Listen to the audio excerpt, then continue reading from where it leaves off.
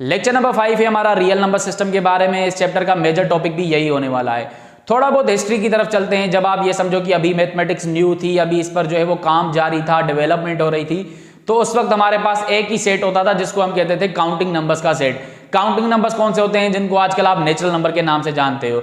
Basically ये numbers जो है वो हम काउंटिंग के लिए इस्तेमाल कर रहे होते थे। जैसे फॉर एग्जांपल मेरे पास 5 घर हैं, मेरे पास इतने जानवर हैं, मेरे पास 8 जो है वो गाड़ियां हैं, मेरे पास जो है वो इतनी पेन्स हैं, टेबल्स हैं। तो इस तरह आप काउंटिंग के लिए इस्तेमाल कर रहे होते थे। इन्हीं काउंटिंग नंबर्स के तहत आप जो है वो अलजबरा को भी सॉल्व कर रहे होते थे। जैसे फॉर एग्जांपल आपके सामने कोई भी इक्वेशन आ गई, x + 3 = 5। मैं आपसे कहता हूं कि भाई मुझे x की वैल्यू बताओ, तो आप बड़ा सिंपल करके बता देते कि भाई x = क्या हो जाएगा, 5 - 3, x = 2। तो ये तो रिजल्ट आप जो है वो बड़ी आसानी से दे देते थे। लेकिन जब आपने मजीद अलजबरा को सॉल्व किया तो आपके सामने कुछ ऐसी सिचुएशंस बन गई कि आप मजबूर हो गए मजीद नंबर को इंट्रोड्यूस करने के लिए। जैसे फॉर एग्जांपल मैं आपको कहता हूं कि भाई x + 2 = 2, मुझे इसका आंसर बताओ। तो आप अगेन क्या करते हो, x = 2 - 2, x = व्हाट। अब मुझे बताओ आप यहां पर क्या लिखोगे। अभी आप ये समझो कि अभी आप उस दौर में हो जब आपके पास सिर्फ और सिर्फ काउंटिंग नंबर्स हैं। तो यहां पर अब आप क्या रखोगे? तो इस तरह की अलजेब्रिक एक्सप्रेशन ने, इक्वेशंस ने आपको मजबूर कर दिया कि भाई कोई और नंबर भी ले आओ जो मेरे गैप को फिल कर सके। तो आपने क्या किया, यहां पर 0 नंबर को इंट्रोड्यूस कर दिया, जो कि रिप्रेजेंट करेगा जब आपके सामने कोई नल रिजल्ट आ रहा होगा, कोई एम्प्टी रिजल्ट आ रहा होगा। तो इस तरीके से आप जो है वो 0 को ले आए। इसी तरह जब आपने मजीद अलजबरा को सॉल्व किया तो आपके सामने कुछ इस तरह की इक्वेशन आ गई, x + 2 = 1। तो आप यहां पर अगेन क्या करोगे, x = 1 - 2। तो अब आप देखो आपके पास एक तो काउंटिंग नंबर्स थे और उसके बाद आपने 0 को इंट्रोड्यूस कर दिया। इसका मतलब है आपके पास कौन कौन से नंबर्स आ गए? आपके पास 0 भी आ गया, 1 है, 2 है, 3 है, ये तो आपके पास पहले से थे। ठीक है, अब आपके पास यही नंबर सेट है। अब मुझे बताओ आप इस इक्वेशन का आप जो है वो आंसर क्या लिखोगे? x = 1 - 2। तो अगेन इस तरह की अलजेब्रिक इक्वेशंस ने आपको मजबूर कर दिया कि भाई मजीद नंबर्स ले आओ जो हमारे गैप को भी फिल कर सके। तो आपने क्या किया भाई, यहां पर आपने नेगेटिव नंबर्स को भी इंट्रोड्यूस कर दिया। तो यहां पर आपके पास नेगेटिव नंबर्स भी आ गए। तो इसी अलजेब्रिक एक्सप्रेशंस ने, इक्वेशंस ने आपको मजबूर कर दिया कि भाई आपके सामने नंबर्स ऐसे होने चाहिए जो हमारे रिजल्ट्स को भी फिल कर सकें। तो ये हम एवी नंबर्स नहीं पढ़े, इनके पीछे एक रीजन था, लॉजिक था। तो हमने इस वजह से इतने नंबर्स को इंट्रोड्यूस कर दिया। तो इसी तरह अब आप फ्रैक्शन नंबर को भी इंट्रोड्यूस करके ले आए, आप जो है वो रेशनल नंबर्स को लेके आए, आप रूट वाले नंबर्स को लेके आए। अब इतना एक एक करके तो मैं नहीं बताऊंगा, लेकिन मैंने आपको आइडिया दे दिया कि भाई हम नंबर्स को क्यों पढ़ रहे हैं और इतने ज्यादा नंबर्स जो है वो हमारे पास कैसे आ गए। ठीक है, तो ये मैं पहले क्लियर कर दूं। नंबर से रिलेटेड काफ़ी थ्योरीज हैं जो कि आप आगे चल के यूनिवर्सिटी लेवल में पढ़ोगे। मैंने सबसे ईजी वाली आपको बताई ताकि आपका थोड़ा बहुत इंटरेस्ट बन जाए और आपके पास एक आइडिया हो जाए कि हम इतने नंबर्स को क्यों पढ़ रहे हैं। ठीक है, और इनमें डिफरेंस क्या है वो भी आपको पता चल जाएगा। सबसे पहला सेट होता है हमारे पास नंबर्स का, वो होता है नेचुरल नंबर्स का सेट। यहां पर मैंने सारे नंबर सेट के फॉर्म में लिखे हुए हैं। नेचुरल नंबर्स को आप n से रिप्रेजेंट करते हो। अगर कोई इसकी डेफिनेशन पूछे तो आप सिंपली बता सकते हो, ऐसे नंबर्स जो 1 से स्टार्ट हो उनको आप क्या कहते हो, नेचुरल नंबर्स कहते हो, और इनको आप काउंटिंग नंबर्स भी कहते हो। ठीक है, उसके बाद जो दूसरा सेट है होल नंबर्स का सेट आप पढ़ते हो। बेसिकली ये कोई सेट है नहीं, जब आप हायर लेवल पर जाओगे तो वहां पर आपको कोई भी होल नंबर्स का सेट नहीं मिलेगा। लेकिन हमने अपनी चीजों को आसान करने के लिए इसको भी एक सेट का नाम दे दिया है जिसको हम कहते हैं होल नंबर्स। होल नंबर्स की कोई डेफिनेशन पूछे तो सिंपली आप कह सकते हो ऐसे नंबर्स जो 0 से स्टार्ट हो उनको आप क्या कहते हो, होल नंबर्स कहते हो। या आप ये भी बोल सकते हो ऐसे नंबर्स का सेट जिसमें नेचुरल नंबर्स भी आ रहे हो और 0 भी आ रहा हो तो उसको आप क्या कहते हो, होल नंबर्स कहते हो। सही है, होल नंबर्स को आप W से भी रिप्रेजेंट करते हो या आप इस तरह की सिंबल से भी रिप्रेजेंट करते हो, जो कि शो करता है भाई ऐसे नेचुरल नंबर जिसमें 0 भी शामिल हो उनको आप क्या कहते हो, होल नंबर्स कहते हो। जब आप कॉन्सेप्ट की दुनिया में आते हो तो आपको काफ़ी चीज़ों पर कॉम्प्रोमाइज करना पड़ता है। जैसे काफ़ी मैथमेटिशियंस नेचुरल नंबर्स में ही 0 को कंसीडर कर रहे होते हैं, काफ़ी मैथमेटिशियन नेचुरल नंबर्स में 0 को कंसीडर नहीं कर रहे होते हैं। तो ये वाली जो नोटेशन है ये आप ज़्यादातर यूनिवर्सिटी लेवल में देखोगे, बाकी वरना आप होल नंबर्स को W से ही रिप्रेजेंट करते हो। सही है, होल नंबर्स का भी आपको आइडिया मैंने दे दिया। उसके बाद हमारे पास सेट होता है इंटीजर्स का सेट। इंटीजर्स कौन से होते हैं भाई, ऐसे नंबर्स का सेट जिसमें पॉजिटिव नंबर्स भी आ रहे हो, नेगेटिव नंबर्स भी आ रहे हो और 0 भी आता हो, उसको आप क्या कहते हो, इंटीजर्स का सेट कहते हो। इंटीजर्स को आप Z से रिप्रेजेंट करते हो। ठीक है, तो इसको लिखने का तरीका क्या है कि आप 0 लगा दो और पॉजिटिव नेगेटिव नंबर्स लगा दो, या आप जो है वो नंबर लाइन की तरह स्ट्रक्चर बना दो, तो उसको आप क्या कहते हो, इंटीजर्स का सेट कहते हो। सही है, इंटीजर से रिलेटेड ही हमारे पास अब कुछ टर्मिनोलॉजीज हैं। जैसे फॉर एग्जांपल ये वाली सिंबल जो है इसको आप कहते हो पॉजिटिव इंटीजर्स। Z के ऊपर आपने पॉजिटिव लगा दिया, इसका मतलब है पॉजिटिव इंटीजर्स। तो पॉजिटिव इंटीजर्स का मतलब है ऐसे इंटीजर्स जो जस्ट पॉजिटिव हैं। तो वो भाई कौन से हैं, वो सिर्फ पॉजिटिव नंबर्स ही हैं जो पॉजिटिव हैं। नेगेटिव को आप पॉजिटिव नहीं कह सकते, जीरो हमारा ना पॉजिटिव होता है ना नेगेटिव होता है, तो यहाँ पर पॉजिटिव इंटीजर्स में जस्ट आपके पास पॉजिटिव नंबर्स आ रहे हैं, या आप ये बोल सकते हो पॉजिटिव इंटीजर्स में जस्ट आपके पास नेचुरल नंबर्स ही आ रहे हैं, काउंटिंग नंबर्स ही आ रहे हैं। इसी तरह नेगेटिव इंटीजर्स, अगेन आप z के ऊपर नेगेटिव का सिंबल लगाते हो तो सिंपली ये क्या हो जाएगा, नेगेटिव इंटीजर्स का सिंबल। नेगेटिव इंटीजर्स में कौन से नंबर्स आते हैं, आपके पास जस्ट नेगेटिव नंबर्स ही आते हैं। उसके बाद अगेन कुछ टर्मिनोलॉजीज हैं, जैसे for example non negative integers. Non negative integers का मतलब है ऐसे इंटीजर्स जो नेगेटिव नहीं है। तो भाई ऐसे कौन से इंटीजर्स है जो नेगेटिव नहीं है, एक तो पॉजिटिव इंटीजर्स हो गए जो कि हमारे नेगेटिव नहीं है, और जीरो भी यहां पर शामिल होगा। क्यों? क्योंकि जीरो हमारा नेगेटिव नहीं है ना ही पॉजिटिव है, तो यहां पर आप नॉन नेगेटिव इंटीजर्स में पॉजिटिव को कंसीडर करोगे और जीरो को भी कंसीडर करोगे। इसी तरह नॉन पॉजिटिव इंटीजर्स, इसका मतलब है ऐसे इंटीजर्स जो पॉजिटिव नहीं है।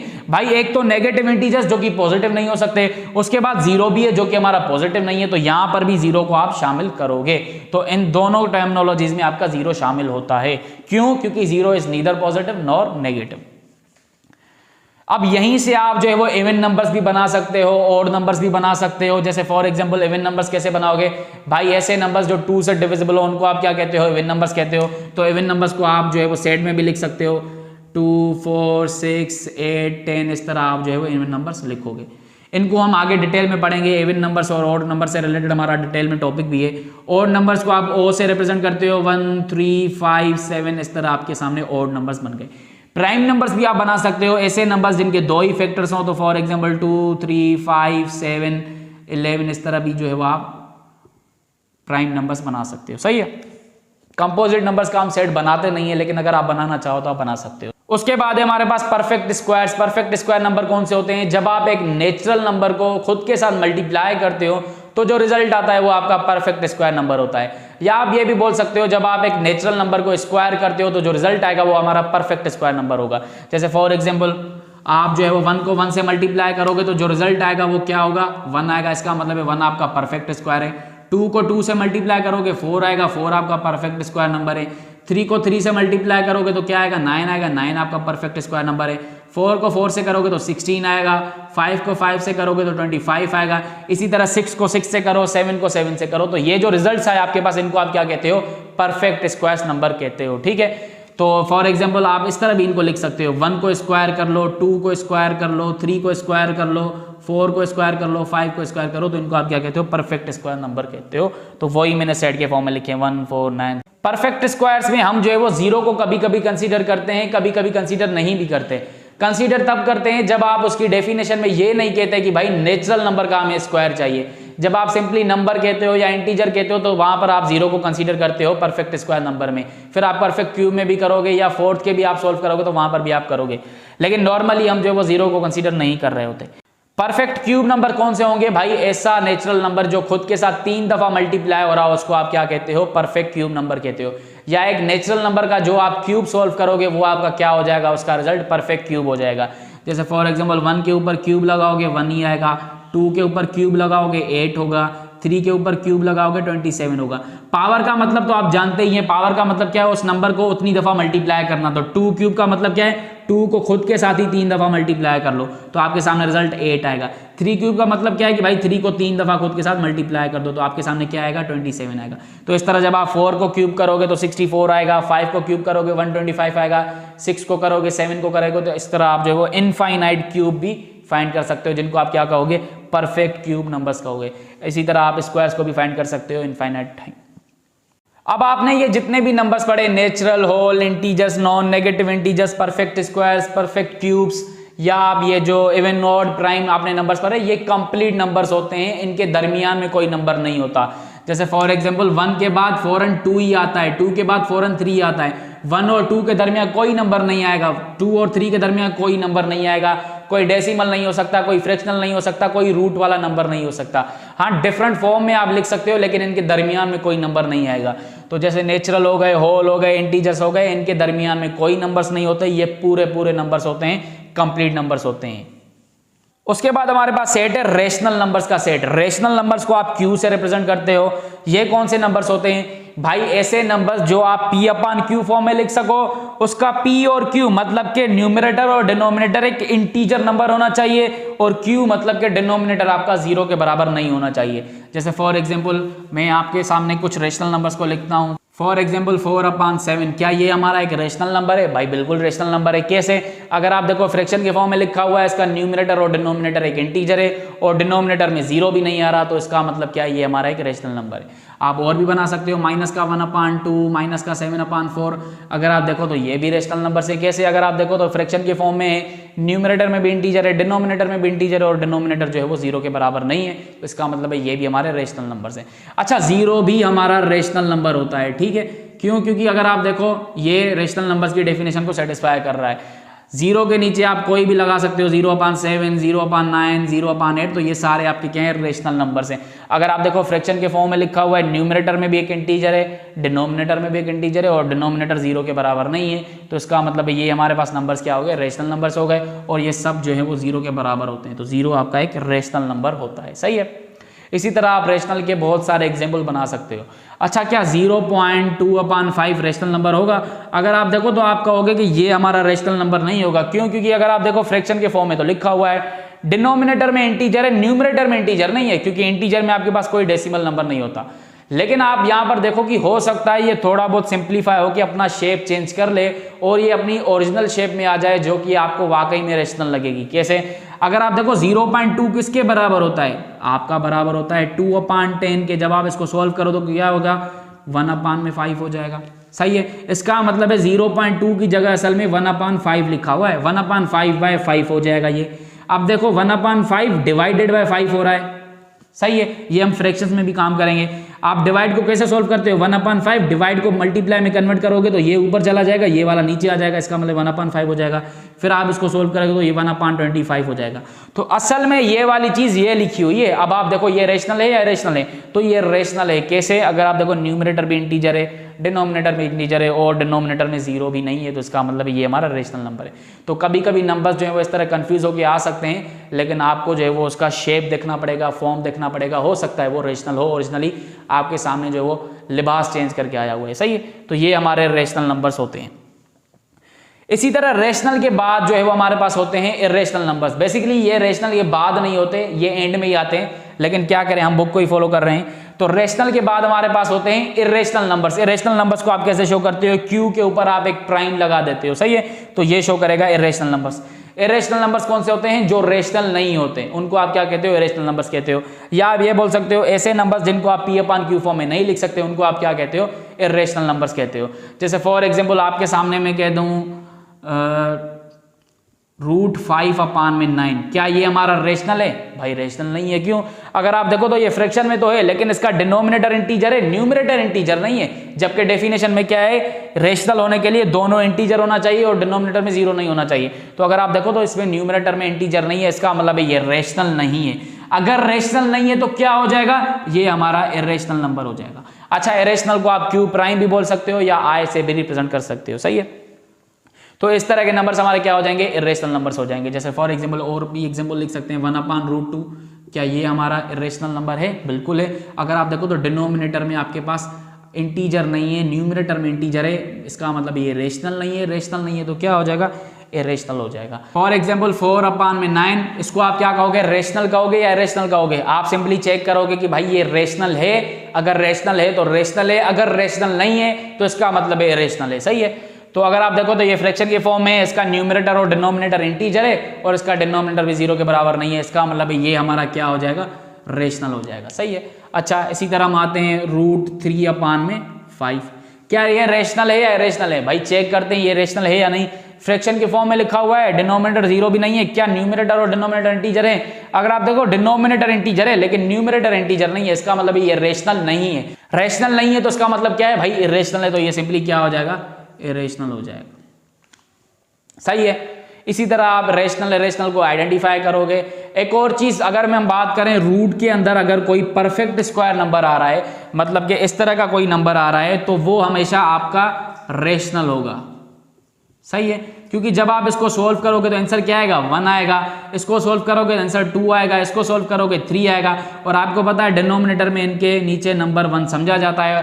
तो अगर आप देखो तो ये रेशनल की डेफिनेशन को सेटिस्फाई कर रहे हैं। डिनोमिनेटर में भी इंटीजर है, न्यूमरेटर में भी इंटीजर है, डिनोमिनेटर 0 के बराबर भी नहीं है, तो ये हमारे रेशनल नंबर्स हो गए। तो जब आपके सामने फ्रैक्शनल नंबर्स आए तो आप इस तरह आइडेंटिफाई करोगे। जब आपके पास रूट वाले नंबर्स आए तो आप सिंपली क्या देखोगे, रूट के अंदर कोई परफेक्ट स्क्वायर नंबर आ रहा है तो वो रेशनल होगा। लेकिन अगर रूट के अंदर कोई नॉन परफेक्ट स्क्वायर नंबर आ रहा है, मतलब कि परफेक्ट स्क्वायर नंबर नहीं है, तो वो इरेशनल होगा। जैसे फॉर एग्जांपल √2 हो गया, √3 हो गया, √5 हो गया, √6 हो गया, √7 हो गया, √8 हो गया, तो ये सारे हमारे क्या हो जाएंगे, इरेशनल नंबर्स हो जाएंगे। अगर इनके अंदर परफेक्ट स्क्वायर नंबर आ रहा है तो फिर वो रेशनल हो जाएंगे। सही है। जैसे फॉर एग्जांपल एक मशहूर एग्जांपल होता है हमारे पास √4/3, क्या ये रेशनल है या इरेशनल है? तो आप सिंपली क्या देखोगे, इंटीजर भी होना चाहिए ऊपर और नीचे भी इंटीजर होना चाहिए और डिनोमिनेटर 0 के बराबर नहीं होना चाहिए। तो यहां पर अगर आप देखो तो आपको रूट वाला नंबर दिखाई दे रहा है, तो यहां पर ये देखो कि रूट वाला नंबर तो है, क्या रूट वाले नंबर के अंदर परफेक्ट स्क्वायर नंबर है या नॉन परफेक्ट स्क्वायर नंबर है? अगर आप देखो तो परफेक्ट स्क्वायर नंबर है, तो इसको आप सोल्व कर सकते हो। क्या हो जाएगा, ये असल में ये 2 के बराबर है, तो ये 2/3 लिखा हुआ है जो कि आपका रेशनल है। तो दिखने में लग रहा है कि ऊपर इंटीजर नहीं है, लेकिन इंटीजर है, डिफरेंट फॉर्म में लिखा हुआ है। अच्छा, इसी की जगह अगर नॉन परफेक्ट स्क्वायर लिखा हुआ होता, √3 लिखा हुआ था, तो √3 को आप सोल्व नहीं कर सकते, ये हमारा इंटीजर नहीं होता, तो ये सिंपली क्या हो जाएगा, अब यहाँ पर इरेशनल नंबर हो जाएगा।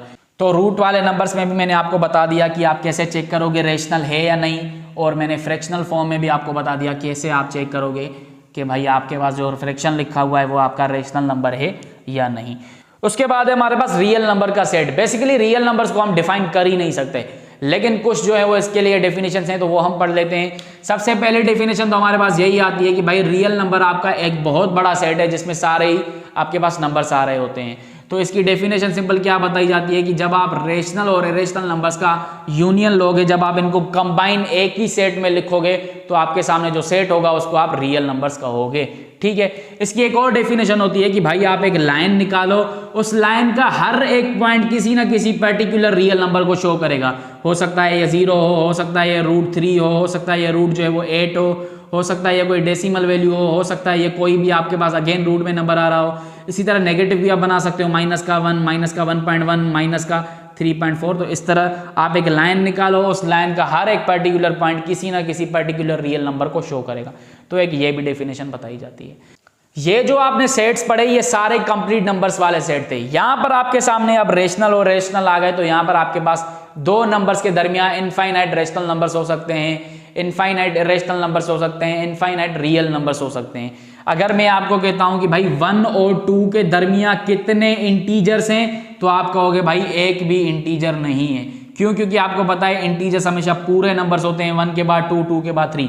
लेकिन अगर मैं कहता हूं कि 1 और 2 के दरमियान कितने रियल नंबर्स हैं, तो आप कहोगे भाई इनफाइनाइट है। क्यों? क्योंकि आपके पास रियल नंबर्स के अंदर रेशनल भी आ गए, इरेशनल भी आ गए, तो इनके दरमियान कोई डेसिमल वाला नंबर भी हो सकता है, कोई आपके सामने फ्रैक्शन नंबर भी हो सकता है, कोई रूट वाला नंबर भी हो सकता है। तो जब रियल नंबर्स की हम बात करेंगे तो दो नंबर्स के दरमियान बहुत सारे रियल नंबर्स हो सकते हैं, बहुत सारे रेशनल हो सकते हैं, बहुत सारे इरेशनल हो सकते हैं।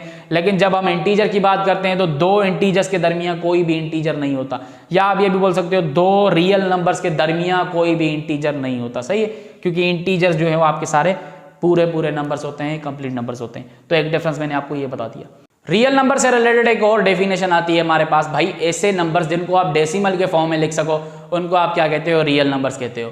जैसे फॉर एग्जांपल आपके सामने 1/2 आ गया, ये आपका एक रियल नंबर है, तो इसको आप डेसिमल में लिख सकते हो 0.5। फॉर एग्जांपल आप 7 को भी रियल नंबर कहते हो, तो 7 को कैसे डेसिमल में लिखोगे? भाई आप 7.0 लिख सकते हो। सही है। फॉर एग्जाम्पल -1 है, ये भी हमारा एक रियल नंबर है, तो ये -1.0 हो सकता है। सही है, कोई भी आप बना सकते हो। 7/2 हो गया, तो इसको भी जब आप सोल्व करो तो ये 3.5 समथिंग आएगा। सही है। इसी तरह फॉर एग्जाम्पल -2 हो गया, इसको डेसिमल में कैसे लिखोगे? -2.0 लिख दो। तो ऐसे नंबर्स जिनको आप डेसिमल के फॉर्म में लिख सको उनको आप रियल नंबर्स कहते हो। तो ये जितने भी नंबर्स आपने रियल पढ़े इनको आप आसानी से डेसिमल के फॉर्म में लिख सकते हो। तो ये भी हमारी एक डेफिनेशन हो गई। सही है। उसके बाद हमारे पास डेसिमल के कुछ टाइप्स हैं। सबसे पहला टाइप है टर्मिनेटिंग डेसिमल नंबर्स। भाई ऐसे डेसिमल नंबर्स जो टर्मिनेट हो रहे हो, पॉइंट के बाद खत्म हो रहे हो, तो उनको आप क्या कहते हो? टर्मिनेटिंग डेसिमल नंबर्स कहते हो। जैसे 0.47 हो गया, 3.98 हो गया, 1.428 हो गया, तो इनको आप डेसिमल्स को टर्मिनेटिंग डेसिमल नंबर्स कहते हो। क्यों? क्योंकि ये पॉइंट के बाद एक लिमिटेड अमाउंट तक सीरीज गई है, उसके बाद ये टर्मिनेट हो गए, खत्म हो गए। याद रखो टर्मिनेटिंग डेसिमल नंबर्स हमारे पास रेशनल नंबर्स होते हैं, इनको हम आसानी से P/Q फॉर्म में कन्वर्ट कर सकते हैं। सही है। डेसिमल का दूसरा टाइप है नॉन टर्मिनेटिंग डेसिमल्स। अगेन यहां पर नॉन टर्मिनेटिंग डेसिमल का मतलब क्या है, ऐसा डेसिमल जो पॉइंट के बाद कभी खत्म ना हो, उसको आप क्या कहते हो, नॉन टर्मिनेटिंग डेसिमल। अब इसमें दो कैटेगरीज हो सकती हैं। नॉन टर्मिनेटिंग डेसिमल या तो रिकरिंग होगा या नॉन रिकरिंग होगा।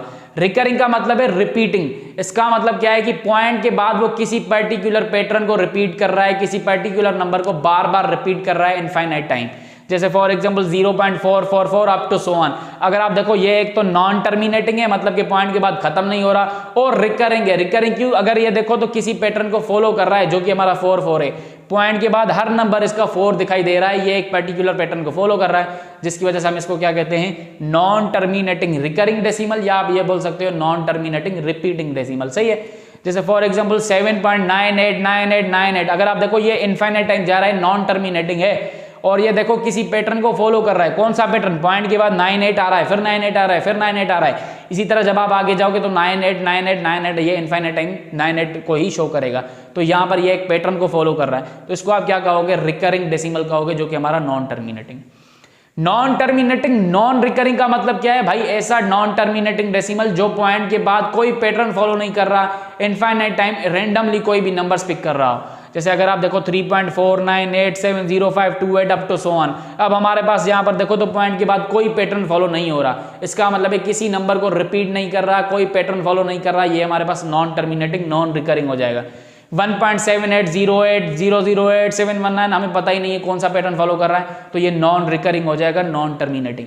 इसी तरह ये वाला भी नॉन टर्मिनेटिंग नॉन रिकरिंग हो जाएगा। क्यों, क्योंकि अगर आप देखो पॉइंट के बाद ये किसी पर्टिकुलर पैटर्न को फॉलो नहीं कर रहा। अच्छा, यहां पर मुझे रिपीटिंग से रिलेटेड एक बात बतानी थी।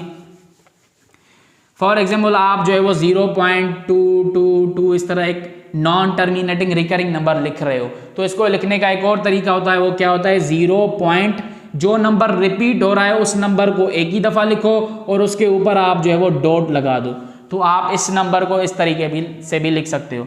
अच्छा, एक और तरीका 0.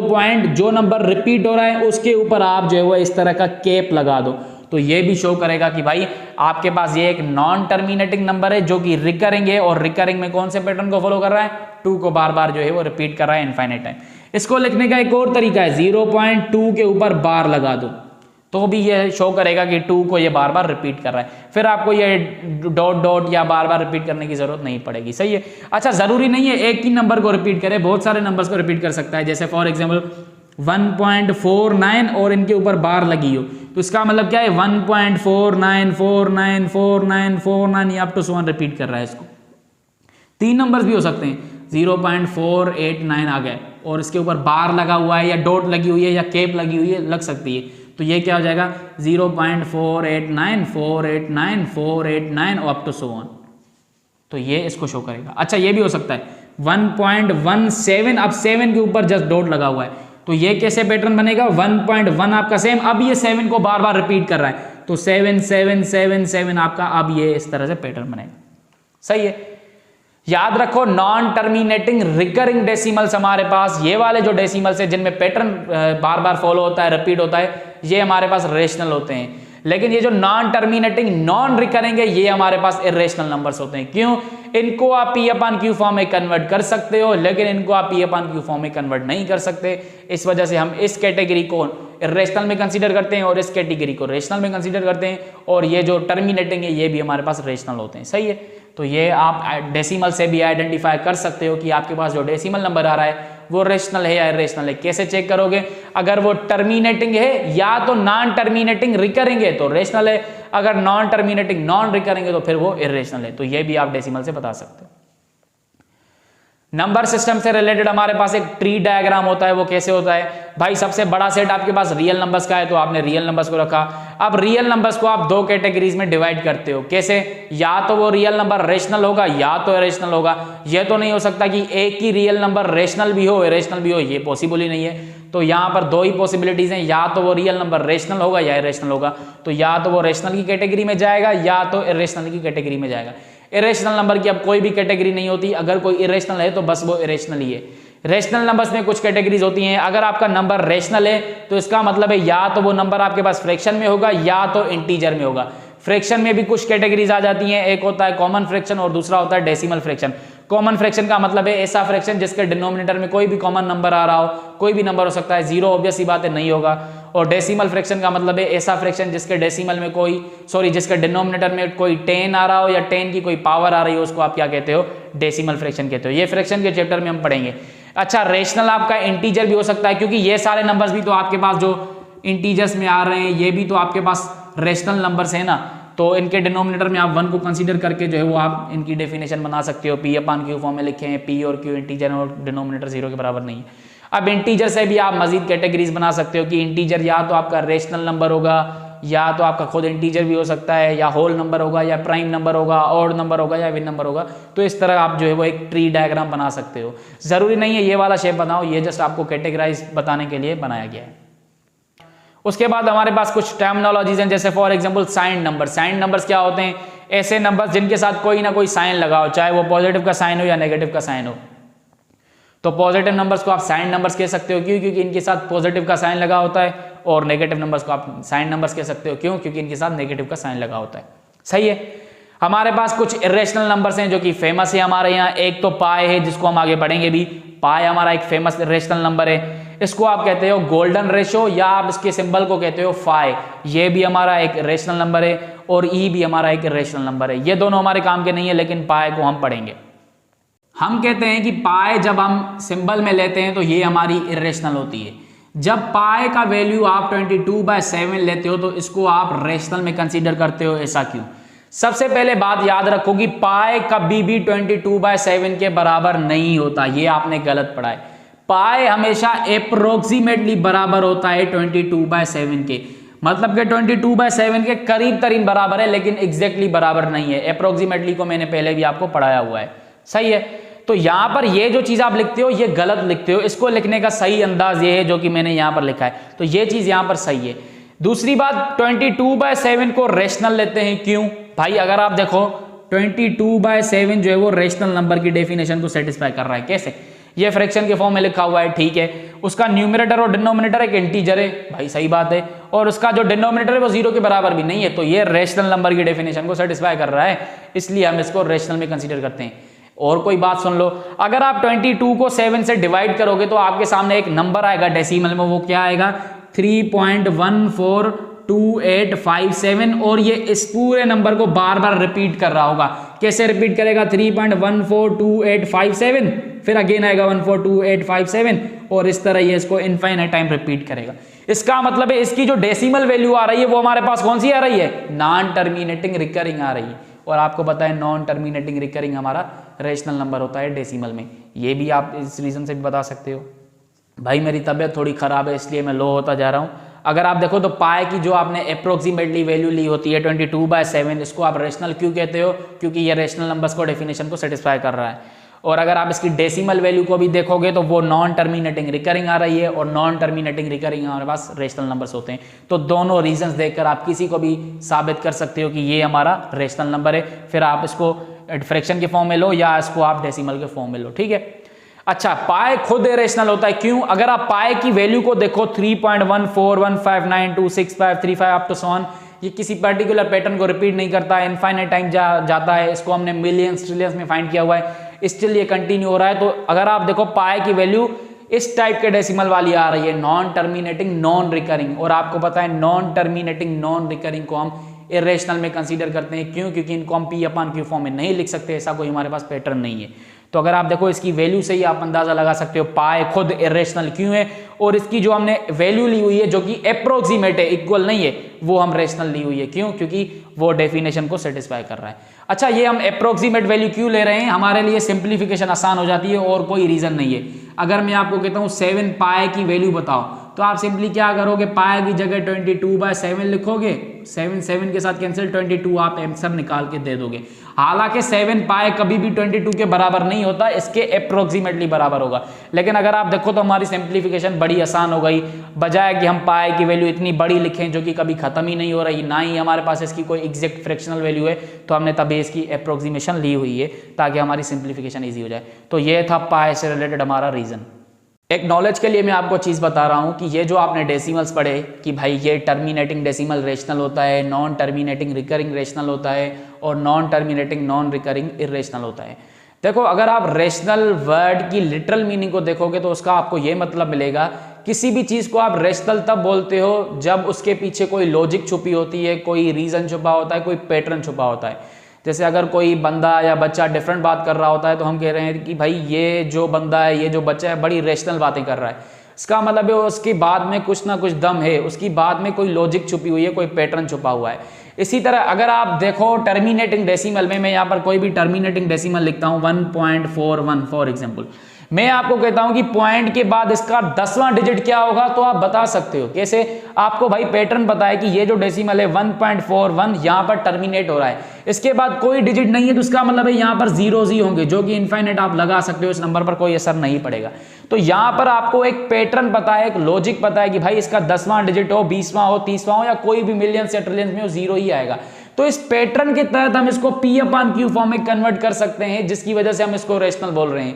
इसको रेशनल इसलिए नहीं बोल रहे क्योंकि ये टर्मिनेट हो रहा है, नहीं, इसका हमें पैटर्न पता है, लॉजिक पता है, तभी हम इसको रेशनल कह रहे हैं। इसको हम P/Q फॉर्म में इस पैटर्न के तहत कन्वर्ट कर सकते हैं। इसी तरह अगर हम बात करें नॉन टर्मिनेटिंग रिकरिंग को हम क्यों रेशनल बोल रहे हैं, फॉर एग्जांपल 7.14141414, ये आपके पास रिकरिंग है, नॉन टर्मिनेटिंग। फॉर एग्जांपल 2.4444, ये भी आपके पास नॉन टर्मिनेटिंग रिकरिंग है। अगर मैं आपसे पूछता हूं कि इसका 10वां डिजिट क्या होगा पॉइंट के बाद, तो आप क्या देख रहे हो भाई, ये एक ऐसा नंबर है जो इनफाइनाइट टाइम जा रहा है, नॉन टर्मिनेटिंग है। अगर आप देखो 2 पॉइंट के बाद क्या है, 4 है, फिर 4 है, 4 4 4 4, आप कितने भी डिजिट तक जाओगे, चाहे इसका 10वां हो, 20वां हो, 30वां हो, कोई मिलियंस में ले लो, कोई ट्रिलियंस में डिजिट ले लो, आपको वहां पर 4 ही मिलेगा। इसका मतलब है यहां पर भी आपके पास एक पैटर्न डिफाइंड है कि भाई पॉइंट के बाद आपको हर जगह 4 ही मिलेगा। तो इस पैटर्न के तहत आप इसको भी रेशनल कह रहे हो। क्यों? क्योंकि रेशनल का मतलब है जिसके पीछे कोई लॉजिक छुपी हो, कोई पैटर्न छुपा हो, और यहां पर आपको वो पैटर्न दिखाई दे रहा है। इसी पैटर्न के तहत आप इसको P/Q फॉर्म में कन्वर्ट कर सकते हो। रेशनल की एक ही डेफिनेशन होती है जो कि हमने P/Q फॉर्म वाली पढ़ी, तो उसमें आप इसको कन्वर्ट कर सकते हो या आप इसको कन्वर्ट कर सकते हो, जिसकी वजह से आप इनको रेशनल बोल रहे हो। अगर आप नॉन टर्मिनेटिंग नॉन रिकरिंग को देखो तो इसका कोई पैटर्न ही नहीं है, इसमें कोई लॉजिक ही नहीं है। जैसे यहां पर देखो 1.1179087080074322, आप कोई भी नंबर देख लो, यहां पर कोई खास पैटर्न जो है वो रिपीट नहीं हो रहा, कोई हमें जो है वो लॉजिक दिखाई नहीं दे रहा है, ये पता नहीं कहां तक जा रहा है, जिसकी वजह से हम इसको इर्रेशनल कह रहे हैं कि ये रेशनल नहीं है, मतलब कि इसके पीछे कोई लॉजिक नहीं है, कोई पैटर्न नहीं है। तो इन वजह से हम इसको रेशनल या इर्रेशनल में कंसीडर कर रहे होते हैं। ये इसलिए रेशनल इर्रेशनल नहीं है क्योंकि ये इनको नाम दिए हुए हैं, नहीं, बल्कि इनके पीछे जो वर्ड की लॉजिक आ रही है उसी लॉजिक के तहत हम इनको रेशनल या इर्रेशनल में कंसीडर कर रहे होते हैं। तो टर्मिनेटिंग डेसिमल्स और नॉन टर्मिनेटिंग डेसिमल में एक लॉजिक छुपी हुई है, एक पैटर्न छुपा हुआ है। ये हमारे साथ जो बातें करते हैं दोनों नंबर्स, वो रेशनल बातें करते हैं, जिसकी वजह से हम इनको रेशनल कहते हैं। बाकी नॉन टर्मिनेटिंग नॉन रिकरिंग में कोई पैटर्न ही नहीं है, कोई आप ये समझो कि ये कोई रेशनल बात ही नहीं कर रहा है, ये पता नहीं कहाँ की बात कर रहा है, तो इसलिए हम कहते हैं कि इसकी बात में कोई लॉजिक नहीं है, कोई पैटर्न नहीं है, ये हमारा इर्रेशनल है, रेशनल नहीं हो सकता। तो ये थोड़ी बहुत कॉन्सेप्चुअल बातें हैं, मज़े की बातें हैं, दिमाग वाली बातें हैं, अगर ना भी देखो तो कोई फ़र्क नहीं पड़ता, लेकिन फिर भी मैंने आपको बता दिया।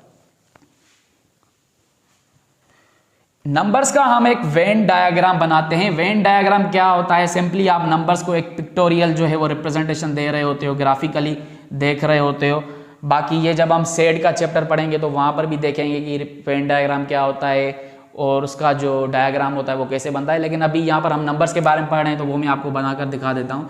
वेन डायग्राम में क्या होता है, आप एक रेक्टेंगुलर बॉक्स बनाते हो जो कि हमारा सबसे बड़े सेट को रिप्रेजेंट करता है। यहाँ पर हमारे पास सबसे बड़ा सेट कौन सा है? रियल नंबर्स का सेट है, तो यहाँ पर ये हमारा रियल नंबर्स को शो करेगा, पूरा का पूरा बॉक्स की, इस पूरे बॉक्स में रियल नंबर्स है। अब रियल नंबर्स में अगर आप देखो तो दो कैटेगरीज हैं, एक रेशनल है और एक इर्रेशनल है, और इनके बीच में कोई कॉमन नहीं है। तो आप इनके अंदर जो सेट्स बनाओगे रेशनल और इर्रेशनल के, वो अलग अलग से दो सर्किल्स बनाओगे। इसको आप रेशनल बोल दो और इसको आप जो है वो इर्रेशनल बोल दो। अगर आप देखो तो इर्रेशनल में कोई कैटेगरी नहीं है, मतलब कि रेशनल के अंदर कोई भी नंबर्स नहीं आ रहे, तो ये आपका सेम रहेगा। अब आप देखो तो रेशनल के अंदर आपके सामने बहुत सारी कैटेगरिकली नंबर्स आ रहे हैं, तो यहाँ पर आप इसको जो है वो इंटीजर ले सकते हो, इसको आप जो है वो होल नंबर ले सकते हो, फिर इसको आप नेचुरल नंबर ले सकते हो। ठीक है, तो इस तरह आप एक वेन डायग्राम इसका बनाते हो। जब हम वेन डायग्राम पर आएंगे तो वहाँ पर मैं आपको फिर से ये बनाना सिखा दूंगा, लेकिन अभी के लिए आपको पता होना चाहिए कि वेन डायग्राम इनका बनाते कैसे। बाकी जब आप यहाँ पर गूगल पर लिखोगे what is the Venn diagram of real number system, वहाँ पर आपके पास डिफरेंट शेप्स के जो है वो वेन डायग्राम बनकर आ जाएंगे। बेसिकली पिक्टोरियल जो है वो हम रिप्रेजेंटेशन देख रहे होते हैं इनकी कैटेगरीज की। बाकी कोई भी आप पैटर्न बना सकते हो, चाहे आप ट्री डायग्राम को डिफरेंट बना सकते हो, इसको भी आप डिफरेंट वे से बना सकते हो, लेकिन नॉर्मली हम इस तरह बना रहे होते हैं। तो ये था हमारा नंबर से रिलेटेड वेन डायग्राम।